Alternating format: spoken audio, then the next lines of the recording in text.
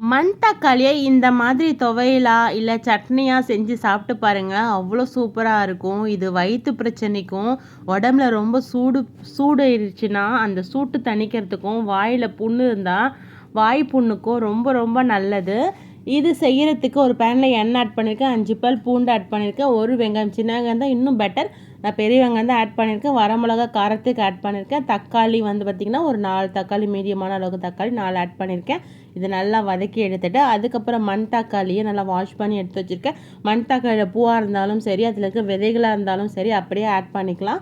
அதுக்கப்புறம் குட்டி நெல்லிக்காய் அளவுக்கு வந்து பார்த்திங்கன்னா புளியும் ஆட் பண்ணிவிட்டு இது கூடயே சேர்த்து நல்லா வதக்கி எடுத்துக்கிறேன். இது ரொம்ப ரொம்ப நல்லது. கண்டிப்பாக கசப்பு தன்மை இருக்கவே இருக்காது. ஏன்னா நம்ம புளி போடுறோம் இல்லையா? உங்களுக்கு விருப்பம் இருந்துச்சுன்னா நீங்கள் கோகோனட் லாஸ்ட்டில் ஆட் பண்ணி அரைச்சி எடுத்துக்கலாம். கோகோனட் நான் வந்து போடலை, புளி மட்டும் தான் போட்டிருக்கேன். உண்மையாக சொல்லணுன்னா சூப்பராக இருந்துச்சு ஃப்ரெண்ட்ஸ். கண்டிப்பாக ட்ரை பண்ணி பாருங்கள். இது மிக்ஸி ஜாரில் உப்பு போட்டு கிரைண்ட் பண்ணி எடுத்துக்கலாம். இந்த மாதிரி கிரைண்ட் ஆனதுக்கப்புறமா கடுகு போட்டு தாளித்து எடுத்தோன்னா சூப்பரான மண் தக்காளி கீரை சட்னி ரெடி. இது இட்லி, தோசை, சாதம் எல்லாத்துக்கும் சூப்பராக இருக்கும். ட்ரை பண்ணி பார்த்துட்டு எப்படி இருந்ததுன்னு சொல்லுங்கள். பிடிச்சிருந்தா லைக் பண்ணுங்கள்.